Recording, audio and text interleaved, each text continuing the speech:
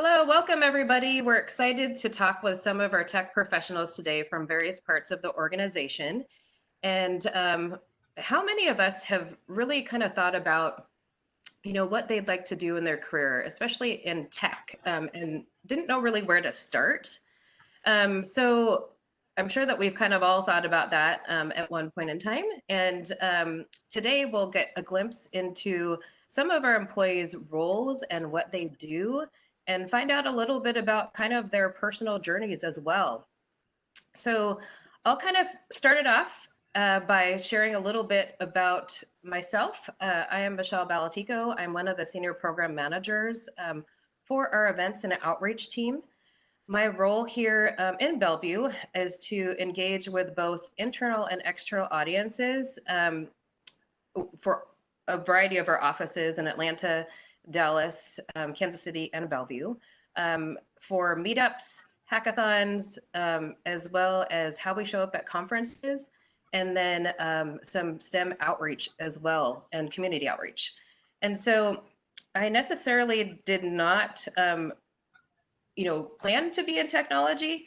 My background was in broadcast communication. And right after college, that was my start. I actually was a news assistant for one of the stations here in Seattle.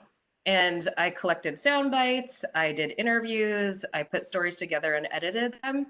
But my shift was like a midnight to 9 a.m. shift. So it was very difficult to have a life, as well as I had to pay back some college loans, people. So definitely, it was not a role that really paid a lot of money, and I needed to find something to pay those college loans back. So I stumbled upon an opportunity to become a human resource analyst at a consulting firm here in Seattle. And that was starting out with doing orientations as well as some employer relations stuff, and then delved into recruiting.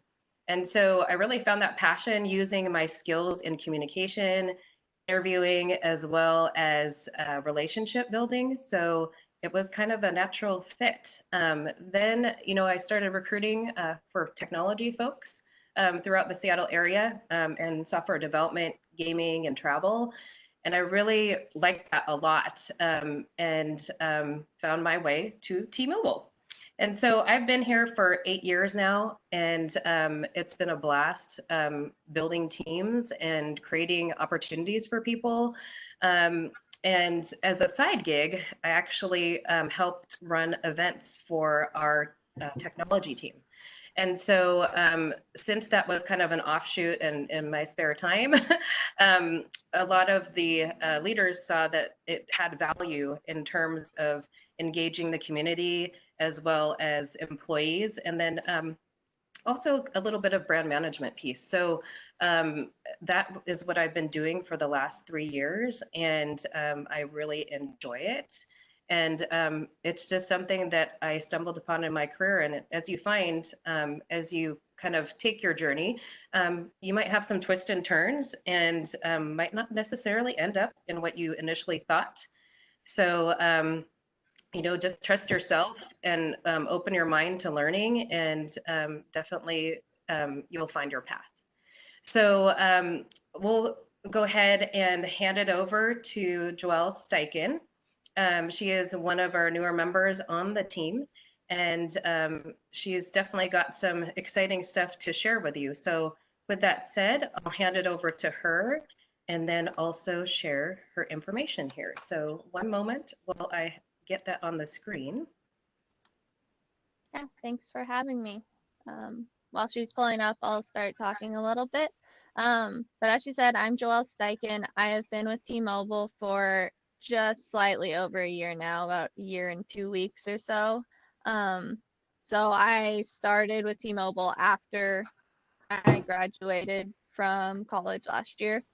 But I'll talk a little bit about my background, and then I will also talk about a little bit about what I do at T-Mobile now.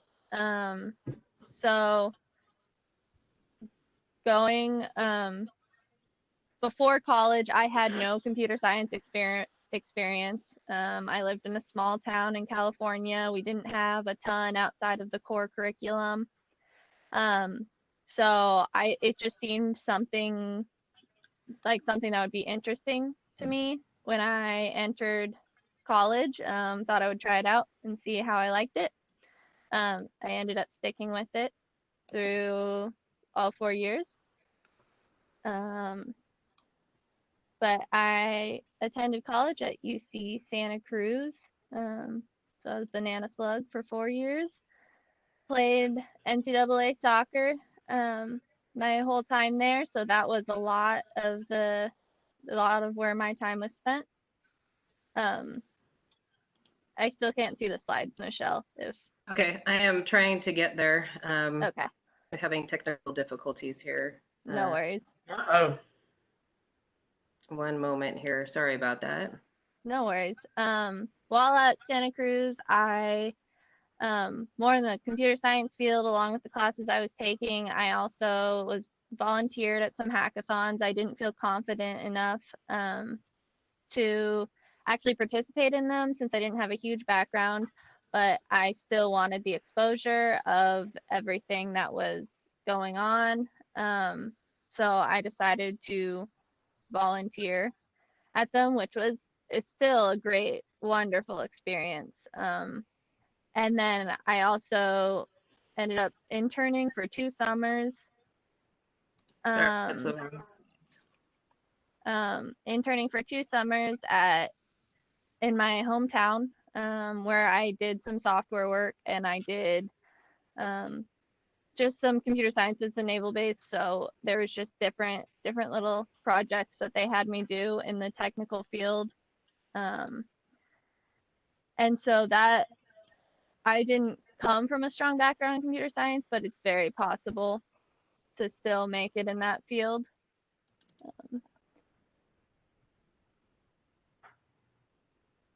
Yeah, that's the basic. That slide is just basically talking about what I Can you what see it I now? did. It was up for a second. It was up for a second. Okay. Yeah. Okay, is it now there? Yes. Okay, perfect. So yeah, after I graduated in June of 2019, I moved to Washington, which is where I am now. It's where I work in Bothell, Washington now. So it's been a fun transition from college. Um, so now I'll talk a little bit about what I actually do at T-Mobile. At T-Mobile, I am in the TechX Professional program. It's one of their early career development programs where they bring in recent grads from all over the country and they allow them to do an 18-month rotation program. So we spend 6 months with 3 different teams. These teams can be anywhere in the technology realm. They do take into account what you're interested in. So there's product management, there's cybersecurity, there's software development. My my specific work was I've been doing a lot of straight software development for different teams. One of the teams my first 6 months I spent with the Enterprise IP and Security Automation Task Force, and I spent the 6 months helping the team build out an application that helps onboard or get device routers, switches ready to give to the team. And then for the second 6 months, I was with a team called T-Mobile Kubernetes Engine. Kubernetes is just a platform, so it's sort of like where you see a website, and it's sort of where that website is, like what it's sitting on. It's an application platform, but I did different software development projects for them.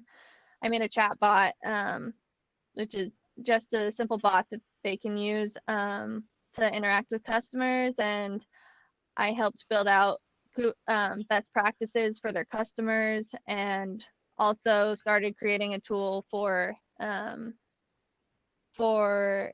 their interaction with network devices. I just started my third rotation this about 2 days ago. And so I'll be working on a service delivery team now, and I'm excited. I've really enjoyed my time in the program. The program also comes with different activities. They got us all together and we'll do different activities every once in a while. So I've had a ton of fun at T-Mobile, really enjoying my time. That's just a little bit about me. Awesome. Well, we're excited to have you and start on your next rotation. And it's definitely a great program for folks to participate in. So thank you for that overview. So we will go ahead and hand it over to Geraldine Anderson. And again, we'll go ahead and hopefully share your information here. Well, thank you, Michelle. My name is Geraldine Anderson. I am originally from Texas and I moved to Washington about 24 years ago. I've been at T-Mobile for just over 10 years. And when Michelle referred earlier to the twists and turns in your career as your career is I began with a master's in psychology. I was the director in Texas for a very, very large company that provided services to people with illness and developmental delays. And that led to being hired as a specialist for mental health on a $20 million software development project that a consulting firm had won. And they knew nothing about mental health. So that led me to work in software development. And I learned what the process was for developing software. And then you leverage that and you keep learning.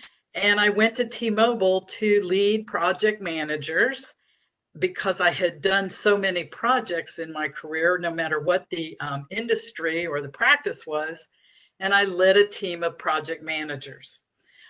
I then, along the way, learned about agile software development. And if you haven't heard of that before, agile software is where instead of planning every risk and every step along a year or 2 years or longer process, you do it iteratively.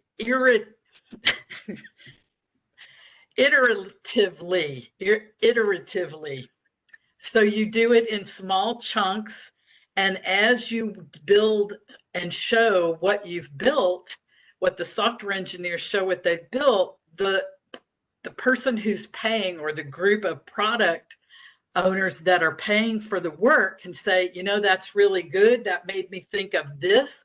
Could we also do this? Could we also change our mind and do it this way? So it gets the very best product out the door, the quickest and the best. So it's a really awesome process. And I'd say 5 years. I hold 2 Agile at Scale certifications, which is where you take that very iterative process and you apply it to the entire organization or a team of teams. We're always looking for ways to coach the teams. I teach the teams. I focus on getting the process as nicely developed as possible to get the tools, to get the new software out the door in the best way possible. And in my spare time, we do love to travel. I have 2 grown sons. We are fortunate enough to have and sail. And yes, that's my dog, up close and personal. And that's what I do at T-Mobile. Awesome. Thank you. Okay. So in terms of the next person up next, we've got Lamia Kazi. And one moment while I get your information up here.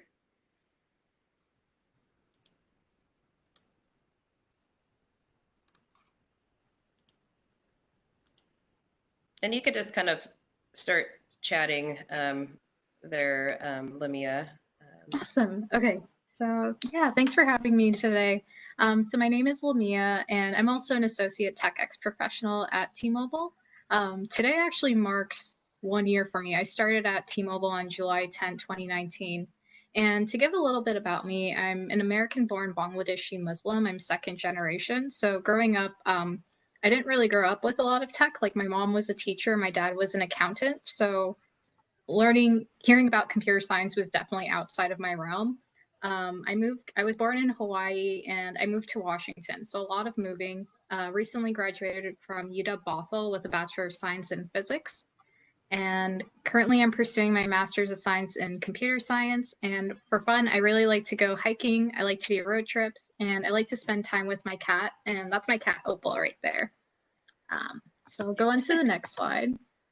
And like I mentioned, my mom, she's a teacher. So for me growing up, I was very into math and science, especially like my dad would teach me a lot of like I would always practice math with them. So going into college, I just knew that I wanted to do physics because I just enjoyed doing like science experiments and I didn't really think about computer science courses. But then I became friends with a few of the people at my school who are in the computer science department. And they were like, you should at least take like a few computer science courses. Like it's just a good skill to have wherever you go. And even in the physics department, you need to learn computer science to do a lot of research projects. So I was like, okay, I'll try it out.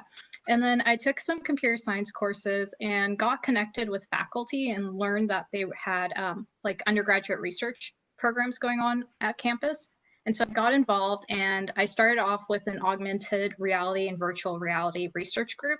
And so I was creating like my own mobile app that would be used for amputee patients on how to for prosthetic for therapy.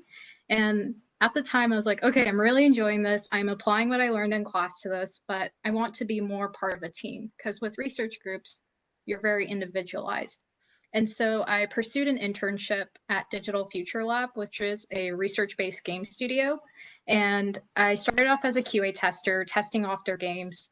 And I talked to my manager at the time. I was like, I like testing games, but how do you make a game? Like, how do you design it? And so I did a lot of self-exploration with Unity, learning how to like design levels and talking to the other designers at the lab. Like, how do you create it? What goes into like building a character or making a level difficult. And just by going from QA to testing, then I wanted to learn more of like what's going on in the production. How are the developers working with the designers?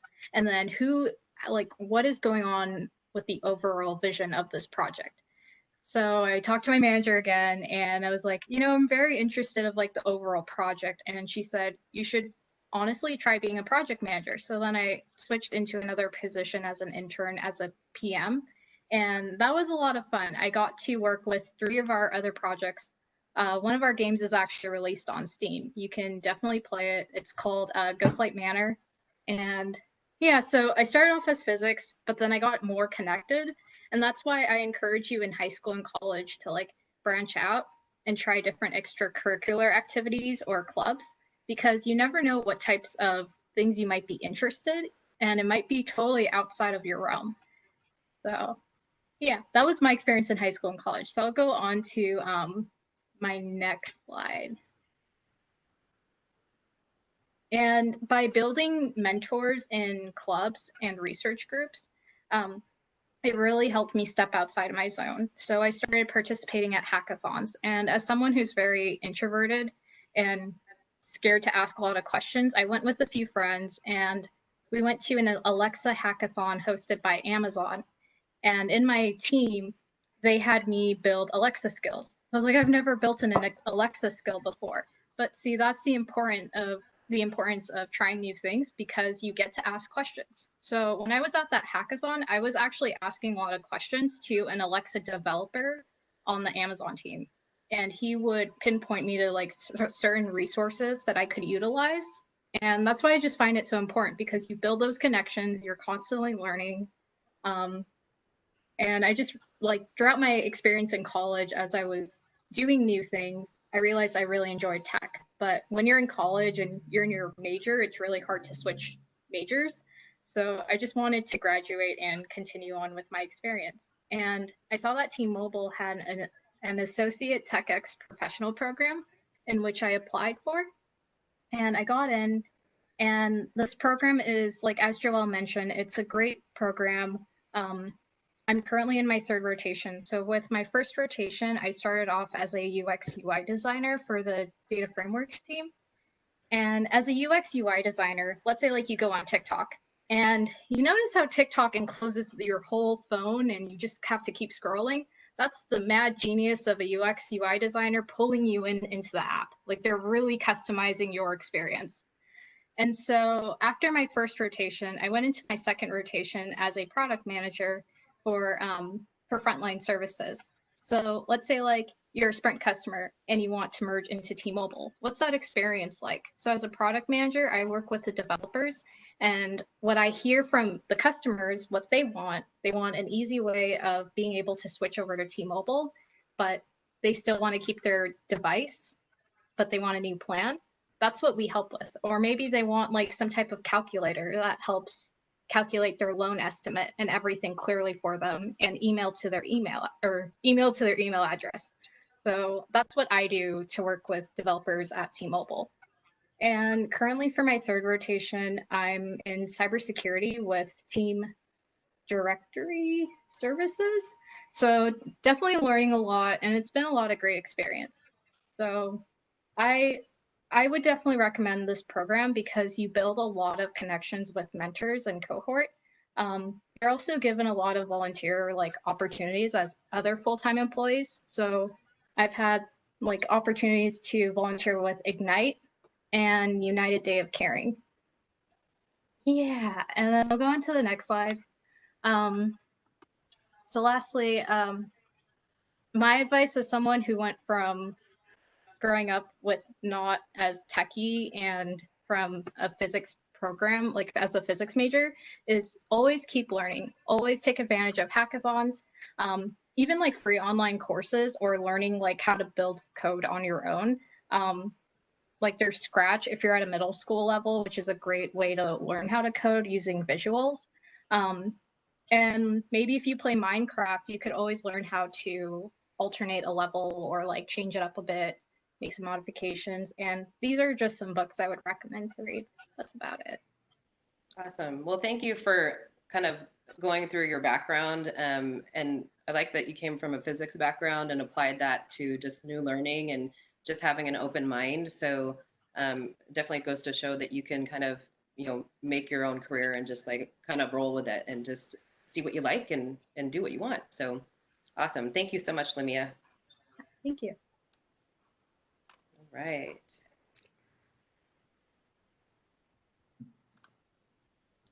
So now we'll go on and move to Vera Venagala. Let me make sure that, oops, we're able to get your information up here.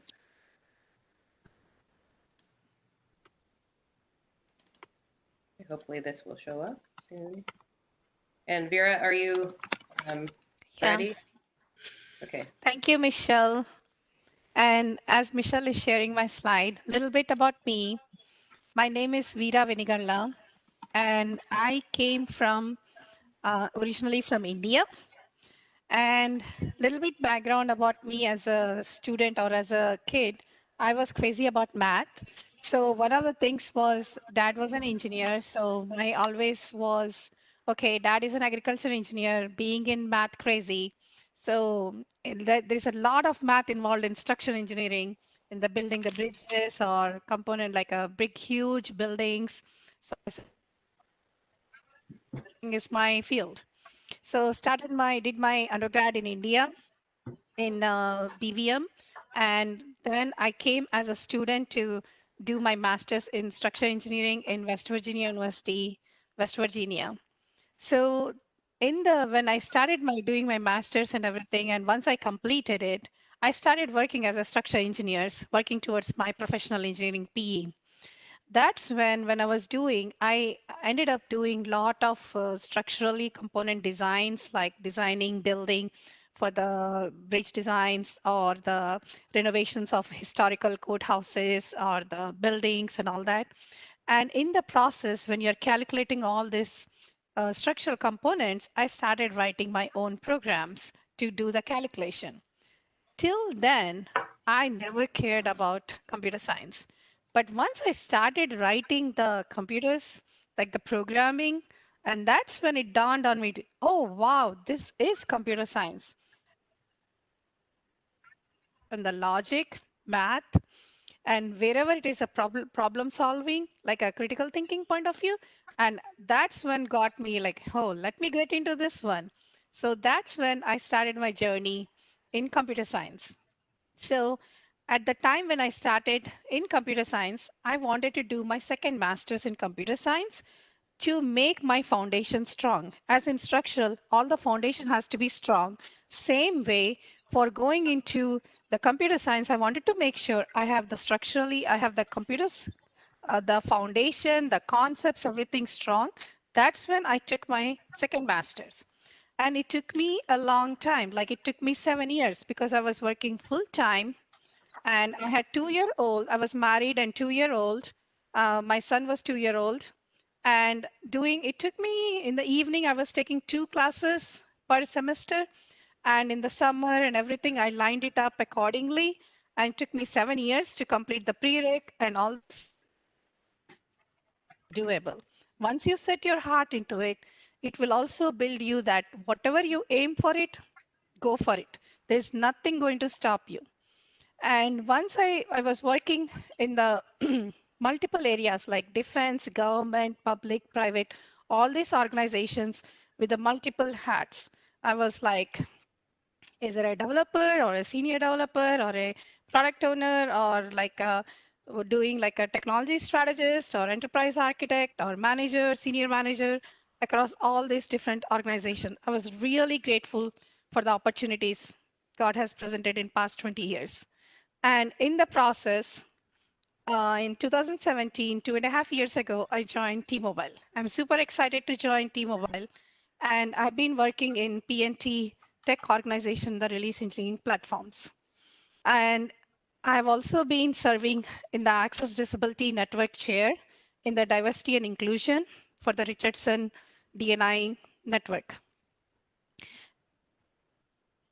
little bit about me in addition is I've always been involved in mentoring students for high school, undergrad, and grad students, and volunteered in many activities like STEM activities, code days, hackathons, career panels, women in tech, DNI, and all these activities.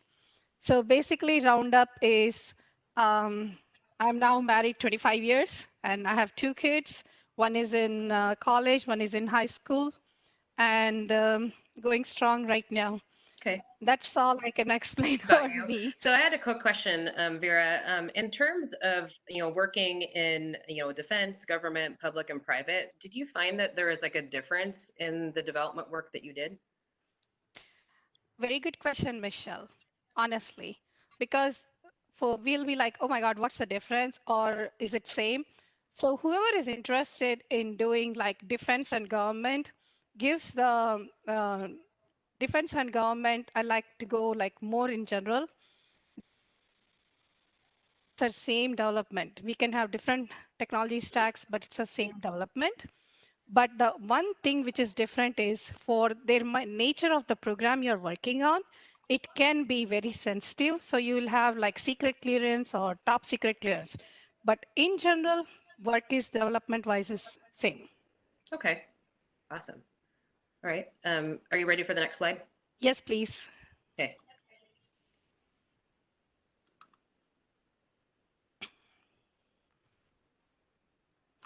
So here we go, my experience at T-Mobile. So as you know, I've been working as a senior architect and technical and manager in the software development in the release engineering platforms. Let me jump in and try to give you some high level, what is the automation, DevOps, CI/CD. That way, at least you'll understand our world. So the DevOps, let me try to give an example. I'm pretty sure most of you have ordered a coffee, not sorry, your high school kids or in middle school. Sorry about that saying coffee, maybe mostly like hot chocolate And then in the hot chocolate, you'll be like, okay, I need 10 ounce one or 12 ounces or whatever the size of the cup. And then you say, I want this hot chocolate with this additional flavor. And you'll have set of instructions. And the person who's taking the instructions will write down and say, okay, Joe, for example, ordered 12 ounces of hot chocolate with these are the instructions. And the other person will go in and do the Starbucks magic and get you in that 12 ounces cup and say, hey, this is where it is. Joe, your coffee, hot chocolate is ready. And now going back, this whole required a lot of steps. You had like somebody taking instructions, making sure you had the right size of cup, and then doing the right ingredients to make sure it is the hot chocolate, the right, getting it to back and saying, okay, the name and everything, like all those process versus you go to an automated vending machine, and you just say, hey, I need this 12 ounces hot chocolate, and you press the button and the cup, automatically the cup will, will fill up exactly what you want. The whole process which you actually went over step by step in the layers is all automated. Anywhere you do anywhere when you go in and actually do the automation or eliminate that human intervention steps, it helps in less room for error. Anything you do, you can eliminate the recurring steps by automating. We should go for it. That way we are avoiding adding those additional layers of errors. And in what's the DevOps? DevOps is once you have a program, right? For example, you heard Joelle as a product owner or UI UX, she is actually gathering the requirements.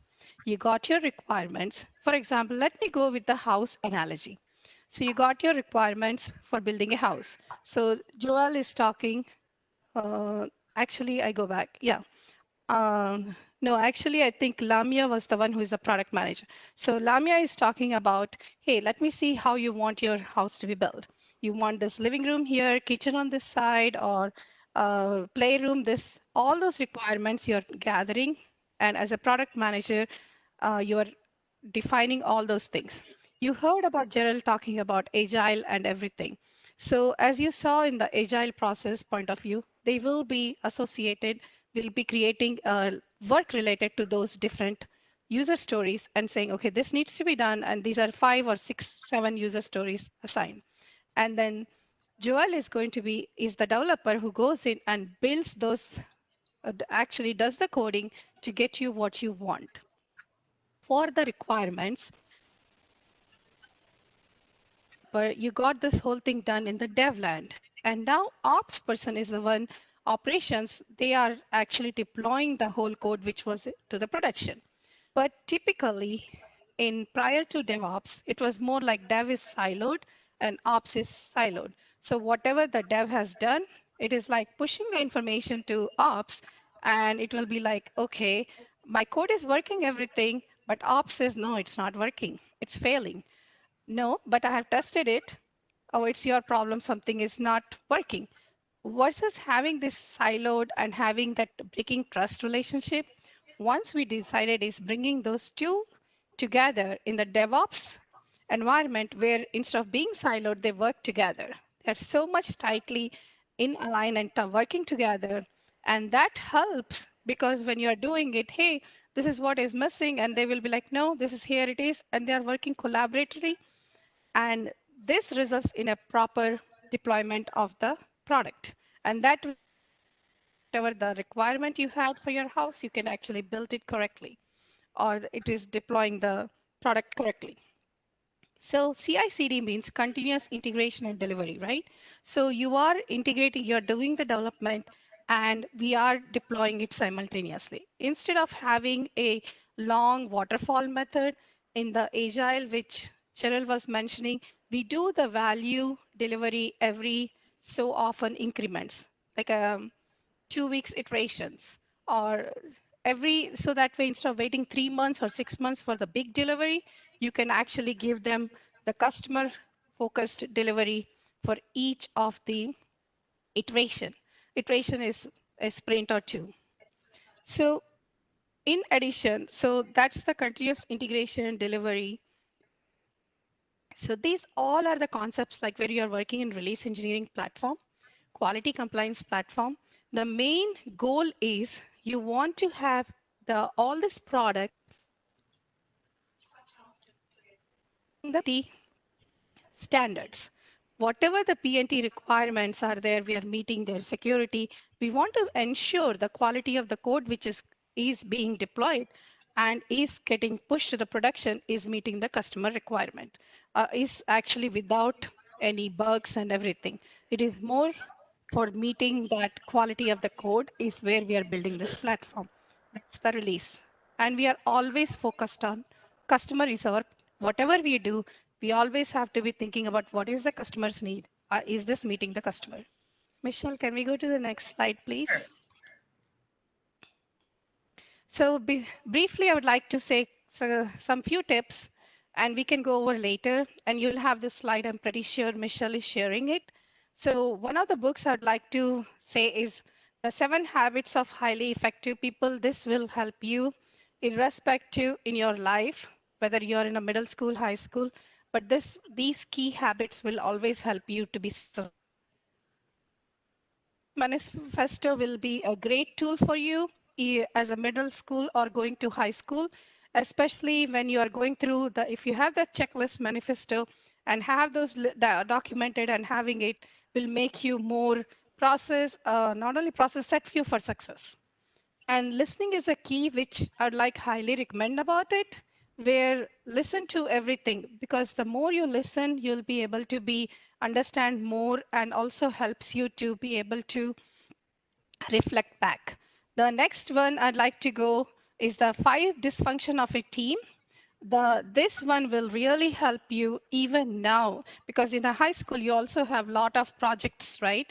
Projects and group projects and everything. You will, at least it will help you to understand the whole, how to make this team together productive as one team. I'll go ahead and talk about the remaining books later. And definitely, this is your opportunity for hackathons, code days, STEM activities, coding workshops, summer camps, anything which you can get exposed, go for it. These are your leadership opportunities. Awesome. Thank you, Vera, for that. Like I said, we're going to have these their slideshows, presentations available at the end here, so you won't miss anything, and you'll be able to, you don't have to take quick notes right now. So I'll go ahead and end the slideshow here, and we'll go ahead and you know, switch over to more of our questions. So feel free, panelists, to answer a question if you feel like you've got an answer to it, and kind of share your perspective. So in terms of the first question, being a woman in either you know, tech in your profession or in school, have you had to face any challenges? And if so, can you tell us how you maybe overcame that, you know, in your life, and how you would maybe give some advice to folks that might be facing similar things?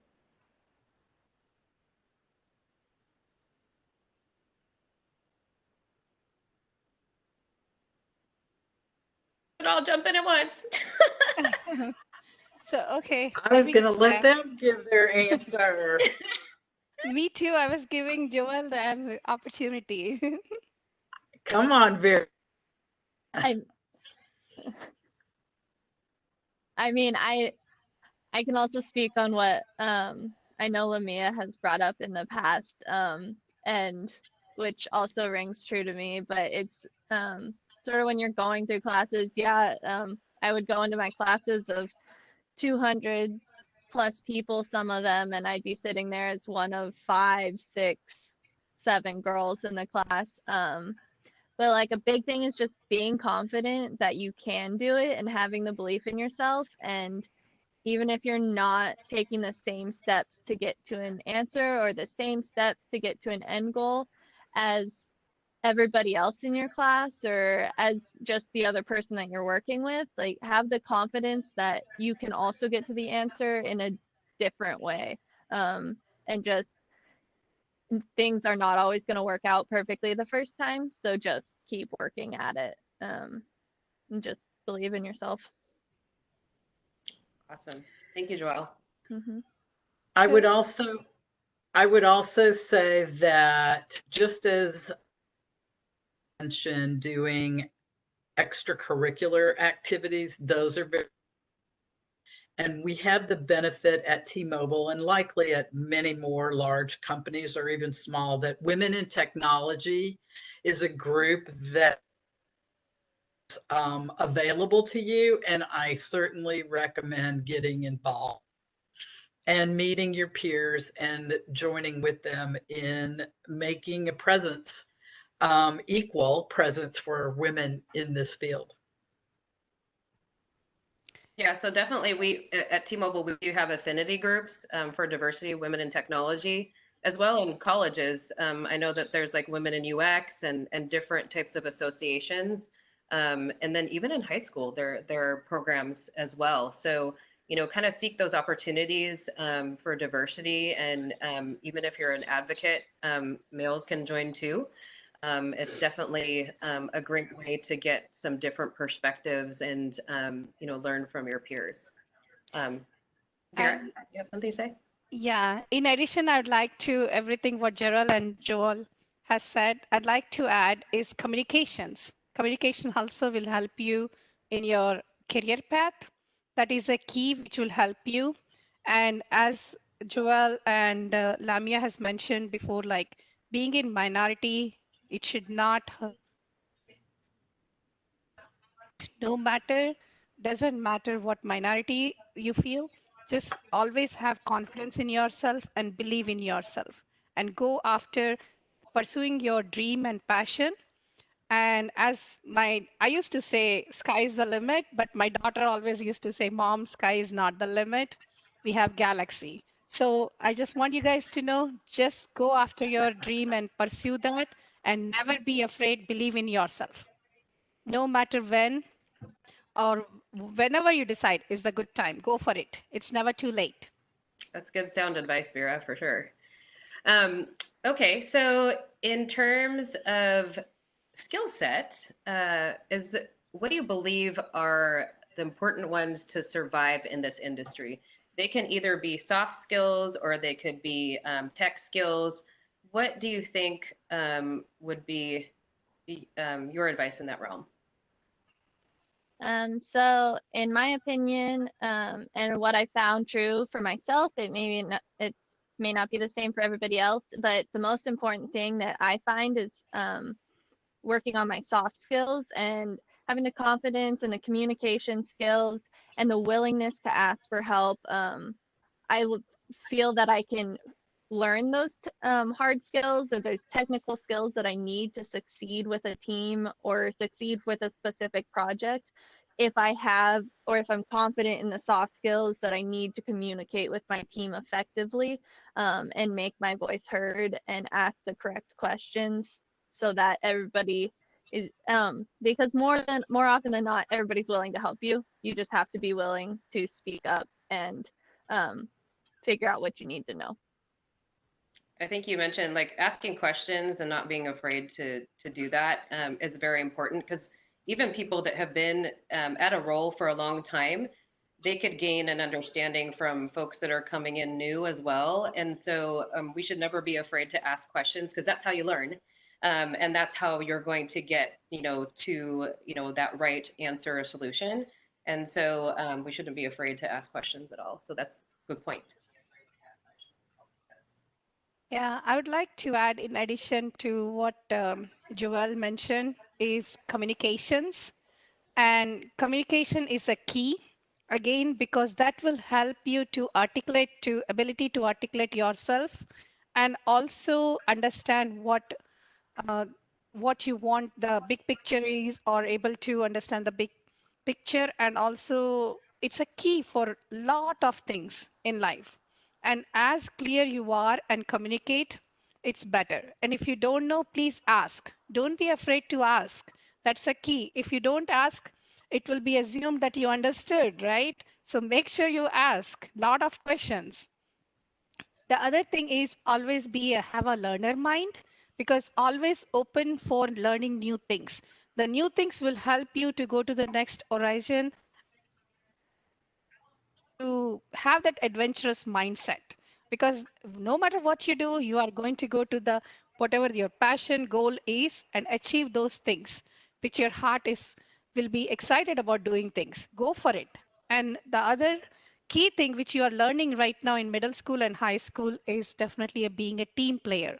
Team player is a key thing, as I believe Joel or Lamia must have will mentioned earlier, or some of these talks is having playing in the sports or in the group projects doing together. You are building that team spirit and team player, and being that will help you to focus on the holistic vision of delivering together as a team player. And respect everyone, that is a key which will help you long way. It's a what goes around comes around, right? So if you respect, they will also respect. But it also builds that mutual trust and credibility, and also helps you to navigate through. And everybody everybody to help you. And last but not the least, I'd like to say, raise your hand for solving complex and challenging problems, if that's what excites you. Like being in the architect role, one of the big thing is understanding the big picture, right? So raise those hands and go for that, solving those complex things, which will add value to T-Mobile. Some great points. I mean, relationship building as well as, yeah. Oh, I was gonna say relationship building and just like being able to raise your hand to challenge yourself. I think that those are important as well. But go ahead, Geraldine. I can't say it any better than y'all have, but to add to that, the never stop learning. This industry, as well as everything else, continually changes. Don't get stuck. Work that is not likely to happen. Don't get stuck working on one type of technology that will be usurped, and a new technology will come next, and very rapidly. And the reason that you ask questions, I'm known for asking lots of questions, is that the best ideas are not always mine. It's the group collective solution, no matter what the problem is or the challenge. And I think my colleagues were saying the same thing. It's the collaboration and team aspect that comes up with the best approach. Yeah, that's for sure. The collaboration and teamwork is key for sure, because it's building those relationships and trust, and then coming up with an awesome solution in the end, for sure. Okay. I'd like to say one word, what Gerald said. Diversity is the power for creativity. Without a doubt. It's one of the best things about T-Mobile is Yes. there's no two people alike from all over the world. They're all different ages. They're all different. I want to use the word gender, but their backgrounds and their life stories. And that's the wonderful part, is to get to know people, enjoy them, don't take personally, learn from them, and then gain that perspective that you can gain by knowing people from all over the world. Yeah, that actually, well said, Gerald, on that, because that helps you to see the blind spots. So we get 360 views Absolutely. and we come up with the creative answer, innovative answer or solution for that, which is the best for T-Mobile and serving customers.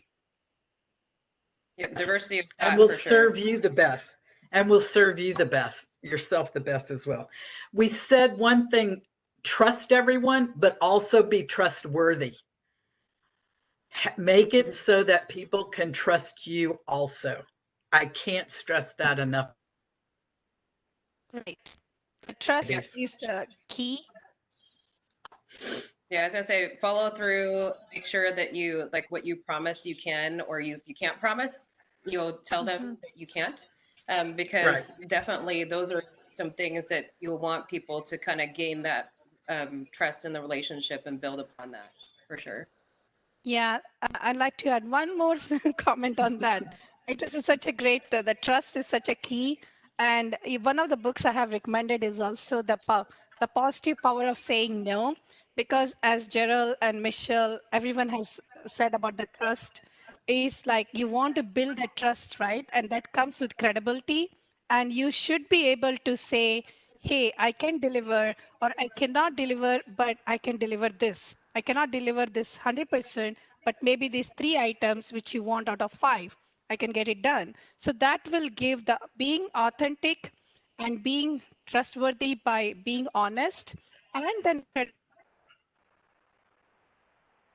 automatically will to the next level of trust and relationship. Successful. Very, Awesome. very true. So on the flip side of things, you know, maybe something in your career necessarily didn't go as expected. Can you maybe share a time where you had a specific experience and where you wished things went differently, and what would you do to change that?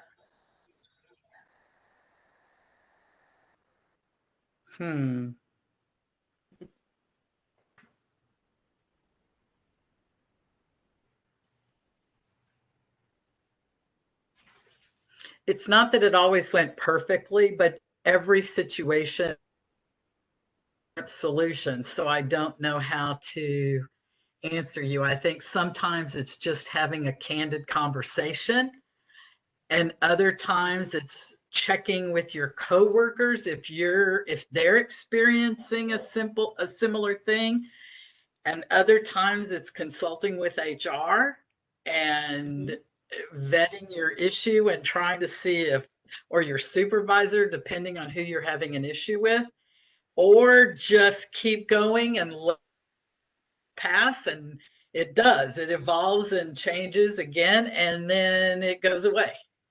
So you don't have to always react to something immediately. Be patient, think it through, and then decide the wisest approach to take for that circumstance. So, in addition to what Gerald said, yeah, I agree with what she said.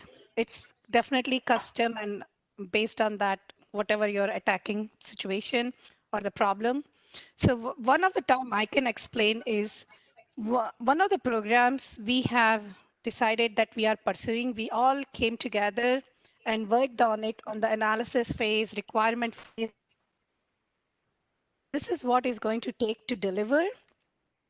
But when we looked at all the scope which it involved, the scope itself of the program went so huge that we have to tell, and plus based on where we are, based on the analysis phase, we actually discovery phase. I rather use the word discovery phase. During the discovery phase, we realized we have X, Y, Z. We need to get these things done before even we can approach this program. And we went to the leadership and we said we cannot have this within this time frame because we need this. Give always when you go to the leadership or in anything, go ahead and show all the different options you have. Just don't go with one saying, hey, this is not going to work. Just go and say, these are not working, but these are the reasons. And this is what, if we do this, then we can align in the Q1 or Q4, whatever the quarter is. And then we can say, then we'll be ready to deliver this. So it did not go as we wanted it to be done for that quarter, but it helped in leadership reprioritizing and saying, or the vision of the alignment with the T-Mobile, they'll be able to say, okay, these are the priorities. They will help you and understand. It's not necessarily you're not a failure by saying that these are things need to be done to make a successful delivery. Be as early as possible. As soon as you have discovered, be full transparency. That helps you, not instead of going after the right before the week of delivery and say, we can't do it. Just do it before as soon as you found it. Yeah, that it's a real scenario. Go for it and don't be afraid, and be authentic and tell them what are the reasoning, rationale behind it, and give them all the options you see.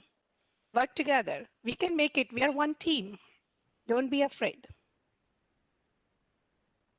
Joelle, did you have something else to ask? Because I can give a real life experience of that. Go ahead, Joelle.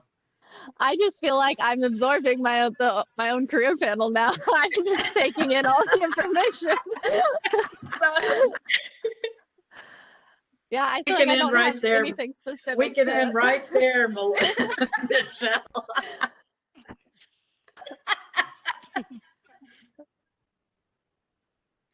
What I was going to add is that this very week, to give a pitch to Agile at Scale, one of the things that is fundamental in an Agile process is that all the work that a group of teams has to do is sized to how much time and effort it's going to take, and they're prioritized so that the right thing, the most important thing, is done first.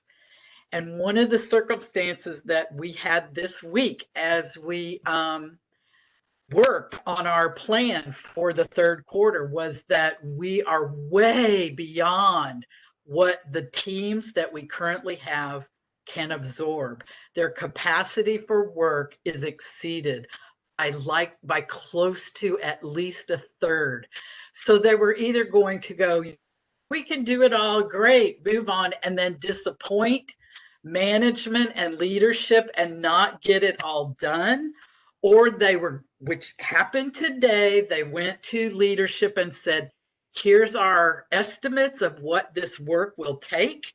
Here is the priority of what you have been saying you wanted, and here's where everything below this quote cut line we can't get to. Are you okay with that? Do you want to reprioritize? Give us more teams that can help us get this done? What do we do? And then it opens the dialogue for that best conversation with the best scenario. So there's a perfect example of speak. It's not wait and just say, okay, and go around, and they're expecting it 3 months from now and you can't do it. And it's not, oh, how dare you give us all this work either. It's just, we want to, here's the practical reality. So how do we solve this together? So that was this morning at 11 o'clock. That's real life. World example for sure, and it's and realistic too, because things always change as we know. And if something is you're not able to deliver something, it's best to come with solutions and be able to kind of be transparent, like Vera said as well. All right. So in terms of how you got to where you are, was there anybody influential or effective in your life that you've come across, and kind of share with us maybe how you got to know that person and why they were influential in your path? Well, I'm going to take this on a little slightly different, where it's not in my path, the biggest influence was actually like my ability to play soccer and my passion for playing soccer. And it taught me how much I love finding things that constantly challenge me and make me want to learn more, be able to do something better. And like I sort of was able to transfer that passion to the classroom, where on the soccer field I could always strive for something better in a fitness test, and that leads me to playing better. But in the classroom, especially with computer science and software development, it's one new idea after another, or you're running into one bug, you have to learn how to get over that hill, and then there's another hill to get. There's like, you're never going to be at your best. There's always new technologies coming out, there's always new things to learn. And so that was the biggest thing that I think kept me going with computer science when I came into college, and the biggest thing that influenced me up until this point. So I'd like to add what Joelle said. I love her analogy of the sports, which makes completely sense. And those are the things you can craft your own career. You don't have to be, this is not like, one of the books I have listed is Lean In book by Sheryl Sandberg, which talks about career, like in the career, if you look at it, it's like a career is like a jungle gym. Go ahead and create your navigate through, just like Joelle did from coming from team player soccer and decided this is how she evolved to coming into the IT, right? So the traditional is you can go up to the ladder and say, okay, this is the crafted straight from high school, this, like that. Like from high school, you want in math and science, and then you went to the degree for math and computer science, and they did this. Or you did something completely out of blue, like arts or something, and then you went to the coding. Because if you look at those things, you'll see everything helps you to being creative. Coding is also is an art, in a way, art. You're creating it from the scratch on a blank paper, right? How it should be done. So going back, how do take every experience you get opportunity, whether in the volunteering or participating in school events, hackathons, all these are your leadership opportunities, which will help you to see where your passion is and test the ground. Maybe you like this, or maybe you like that. And one thing I would like you to emphasize is find your true north, or what is you're passionate about, and then pursue that. There is no stopping. There is no stopping. You can achieve it, whatever your heart is set to. And always think it's never too late. Always remember, you can start from the day you decided this is what I want to do, go for it. And for me also, is my dad is a inspiration because he's an engineer, and all my uncle and going through these events, and also code day or voluntary and all this has helped me to even more be actively involved and actually making a difference in India as well as here. So all I want to say again is just go after your passion and believe in yourself. Okay. Well, again, thank you so much, everybody, for sharing your personal stories. We all learn from each other, and we'll have the presentations and advice on books available to you. So have a nice day, and I appreciate the panel for joining us. We learned about each other, and definitely this is helpful for folks that are going to listen to this. Thank you so much. It was a pleasure, ladies. Thank you. Thank you.